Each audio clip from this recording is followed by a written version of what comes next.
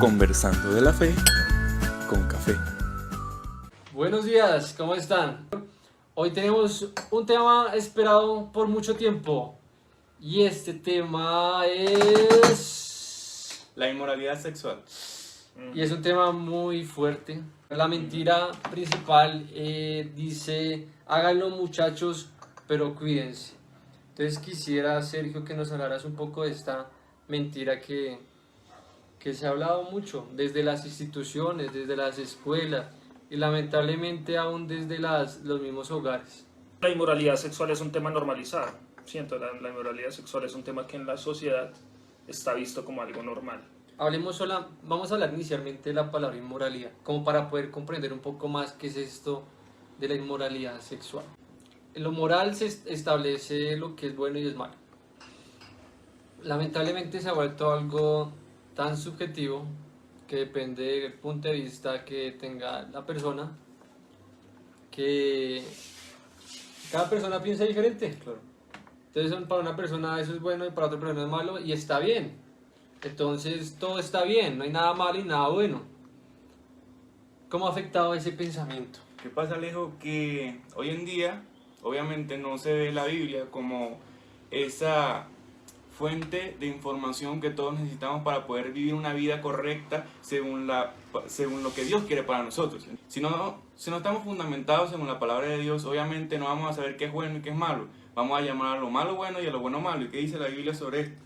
Isaías 5:20 dice, hay de los que a lo malo dicen bueno y a lo bueno dicen malo, que hacen de la luz tinieblas y de las tinieblas luz, que ponen lo amargo por dulce y lo dulce por amargo.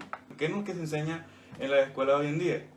Se les da a los chicos menores de edad condones para que tengan relaciones sexuales, pero cuidándose. Como que si tener relaciones sexuales con condón significa cuidarse, cuando muy bien se nos habla en la palabra que cuidarse significa tener paciencia y esperar al matrimonio, como debe ser. Podemos ver esto, que este tema de la inmoralidad sexual, aparte de ser algo normal, se ve como una fortaleza de la persona. Entonces el hombre que sea más inmoral sexualmente y que tenga una vida sexual más activa y todo esto, es la persona más fuerte entre los demás hombres, entre la sociedad.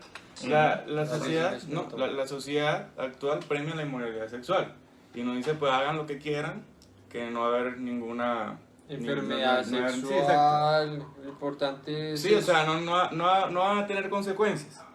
¿Y qué nos dice? A ver, leamos Eclesiastés, capítulo 11, versículo 9. Alégrate ahora que eres joven, déjate llevar por lo que tus ojos ven y por lo que tu corazón desea. Pero no olvides que un día Dios te llamará a cuentas por todo lo que hagas. Así es. Entonces sí hay consecuencias por lo que hagas después de todo. Vamos a leer Efesios 5:3. Dice que no haya ninguna inmoralidad sexual, impureza ni avaricia entre ustedes. Tales pecados no tienen lugar entre el pueblo de Dios. Y aquí nos metemos ya también como ese tipo de aceptación que se le ha dado a la inmoralidad sexual en medio de la iglesia. ¿Qué puedes hablarnos al respecto?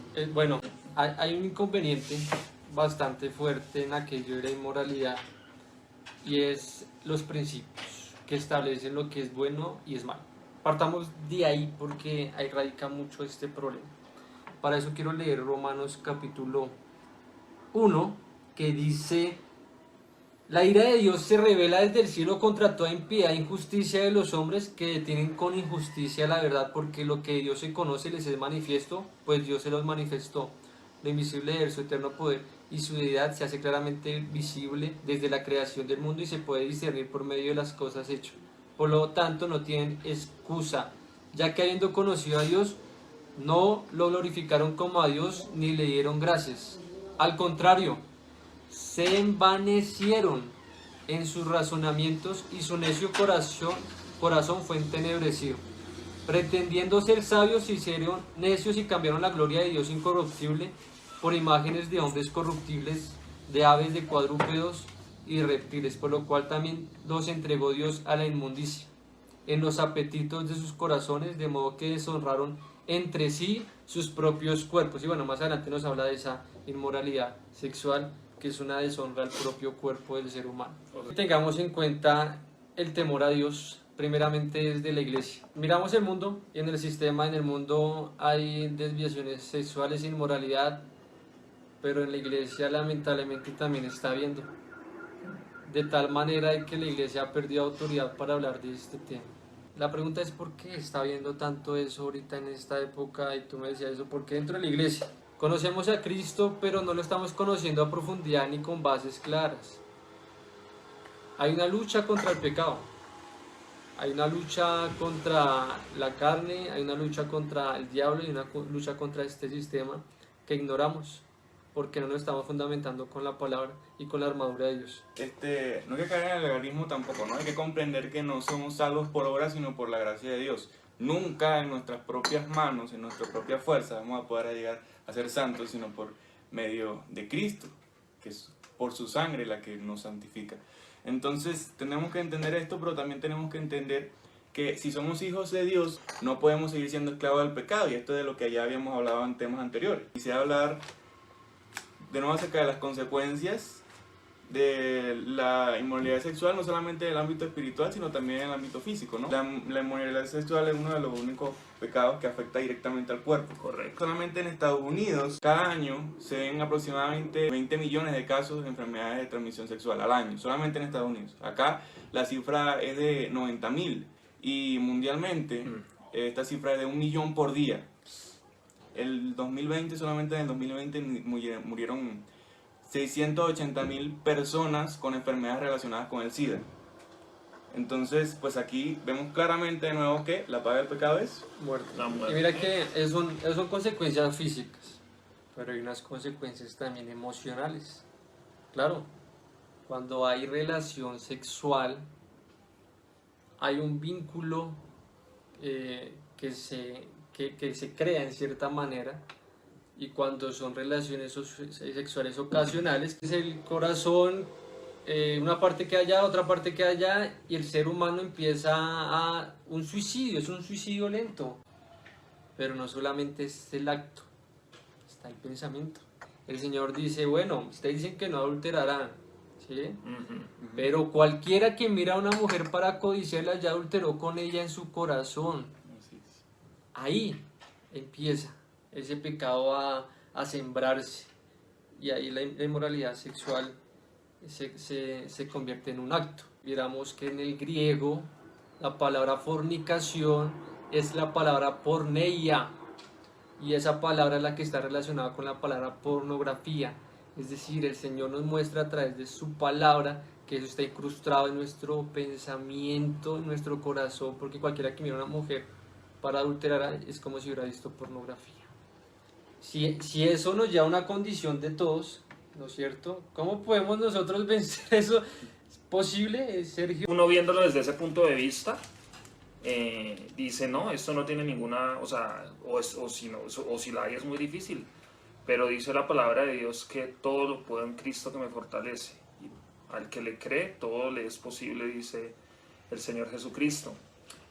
También dice la palabra de Dios que la palabra, bueno, valga la redundancia, la palabra de Dios es la espada del Espíritu, ¿no? Dice que ahí nos habla de las armas espirituales que nosotros tenemos, ¿no? Amigo, y la lucha no puede basarse en nuestras fuerzas, no puede basarse en teorías. Lo único que puede vencer esto es la palabra de Dios. Yo quiero que leamos rápidamente, les voy a compartir un versículo de Primera de Corintios capítulo 6, versículo 15.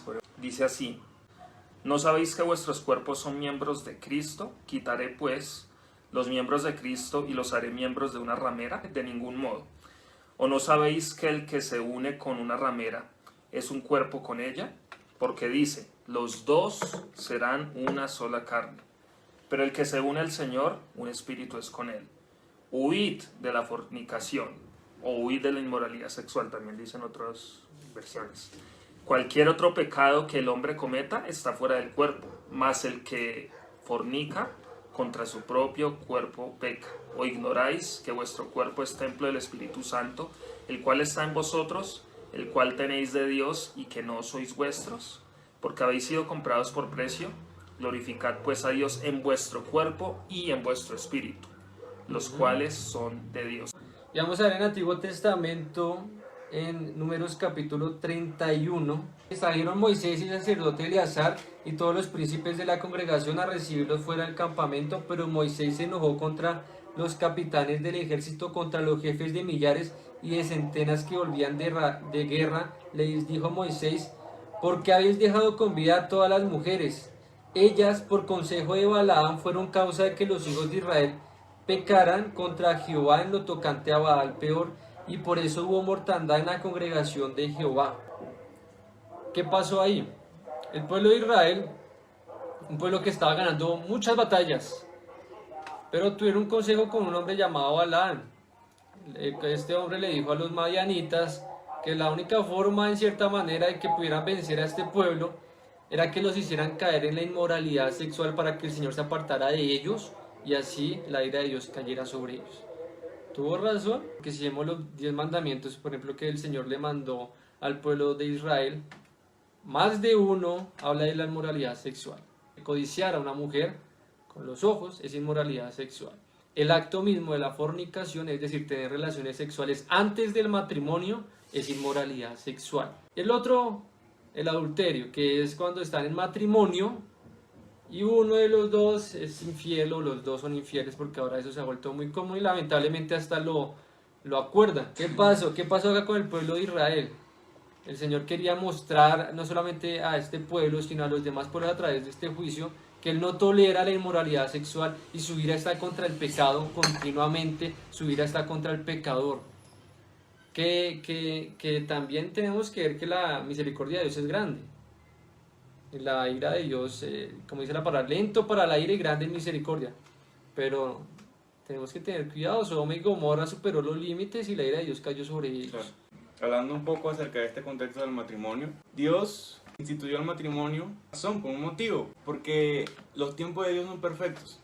Entonces se ven estas parejas, ¿no? Estas parejas instantáneas, que de un momento a otro ya son parejas, ya son novios y pum, tienen relaciones sexuales y pues terminan teniendo un hijo criado bajo toda esta influencia, ¿no? de la inmoralidad sexual.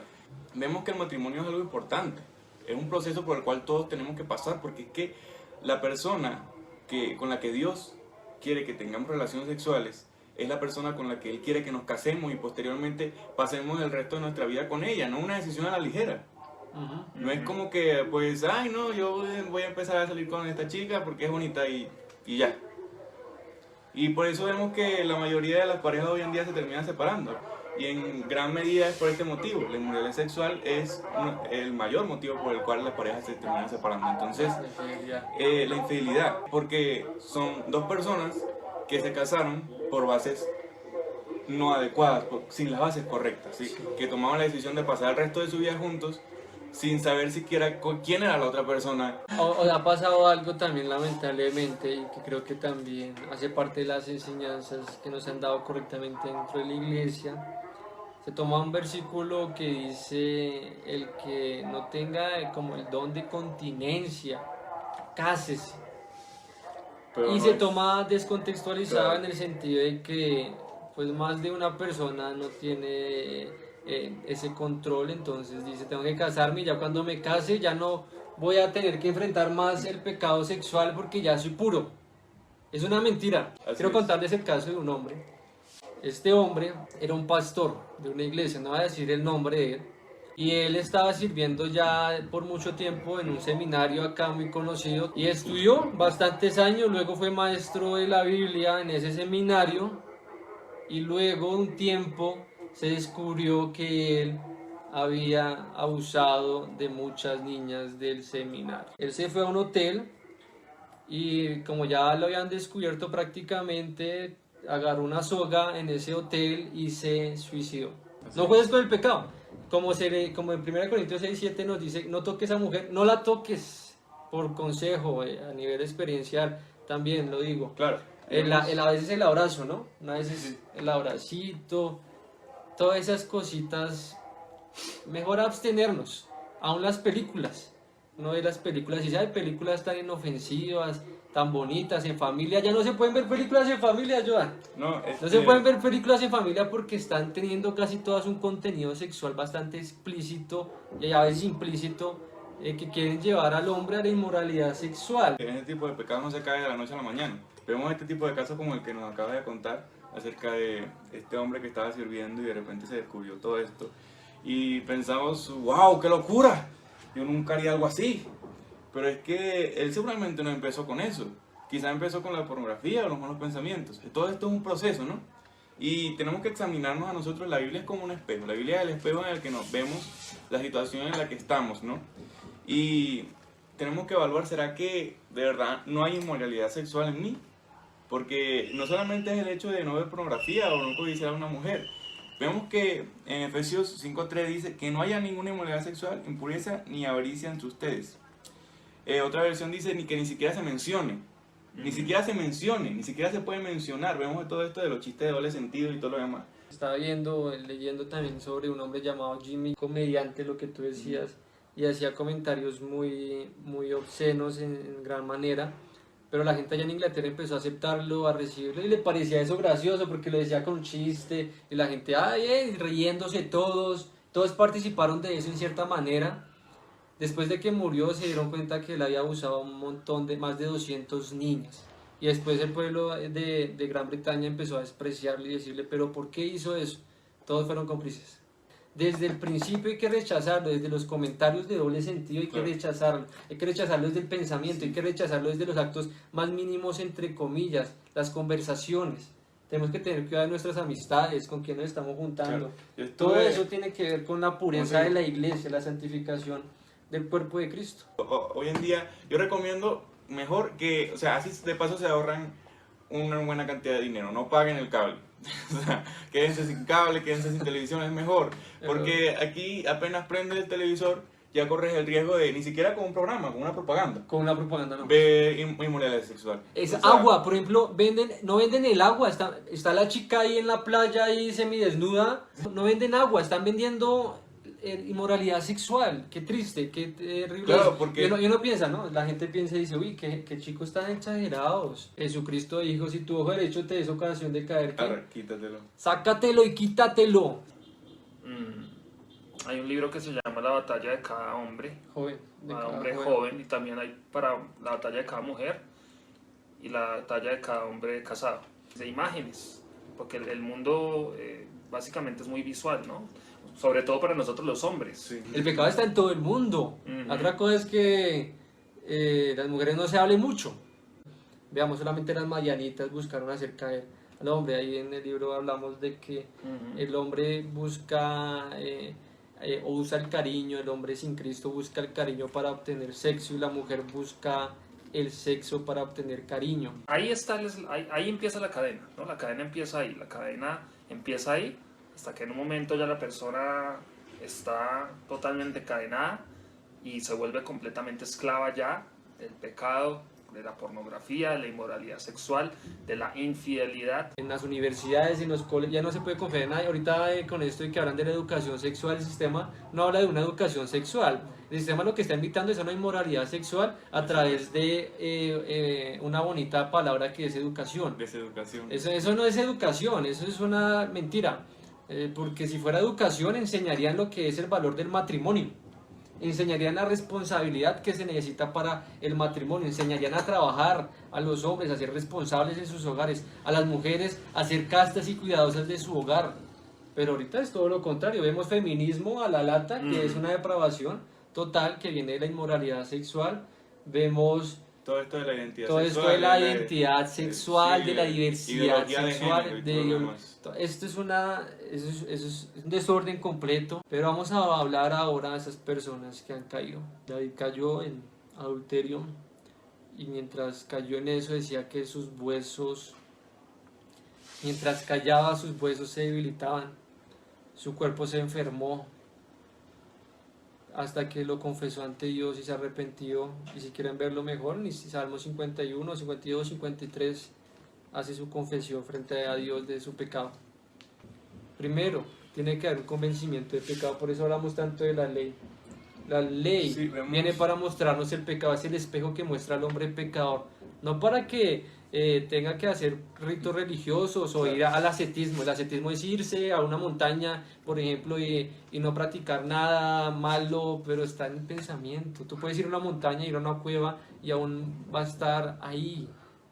Dios es misericordioso, pero es tardo para la ira. Significa que va a haber un día de ira y de juicio. Y si tú no te arrepentiste, Ni los fornicarios, ni los idólatras, ni los afeminados, ninguno de ellos entrará al reino de los cielos. Entonces, ese arrepentimiento no significa que estamos malentendiendo. La religión católica nos tiene confundidos completamente. El pecado tiene que ser juzgado y el pecado está en el hombre pecador. Y si el hombre pecador no se arrepiente y sigue en su pecado, morirá condenado en el infierno toda la vida pagando por su pecado. Pero si este hombre pecador mira a Cristo Jesús, realmente se arrepiente y realmente lo reconoce en su vida, va a recibir las palabras de Jesús que dice: ni yo te condeno, vete y no peques más. Va a poder recibir esa salvación que le va a dar esperanza y restauración. Pero tenemos que comprender también que no es por nuestra propia fuerza. Muchas veces se cree que no. Uno puede vencer la adicción a la pornografía, el adulterio, la fornicación, todo esto se cree que se puede vencer. El homosexualismo. Sí, todo esto que tiene que ver. Muchos creen que se puede vencer por cuenta propia, ¿no? Y estás ahí aquí es donde entra todo esto de la psicología y todo lo demás, que empiezan a enseñarnos como que todo el poder está en nosotros, ¿no? En tu mente. Todo en tu mente, sí, tú tienes el control de todo, siempre lo tuviste. Sigue siendo un pecador, no sé por qué. Por nuestra propia cuenta no podemos vencer el pecado nunca. ¿Y qué quiere decir esto? No quiere decir simplemente que vaya ahí y vaya a decirle: Señor, yo me arrepiento de lo que he hecho y no lo voy a hacer más, y ya nunca te vuelvas a comunicar con Dios. No, eso es una batalla de todos los días, y la mayor herramienta que tenemos es nuestra relación con Dios. Si nos alejamos de Dios, nos acercamos al pecado. Quisiera leer 1 Corintios capítulo 6, versículo 19, dice: ¿no se dan cuenta de que su cuerpo es el templo del Espíritu Santo, quien vive en ustedes y les fue dado por Dios? Ustedes no se pertenecen a sí mismos.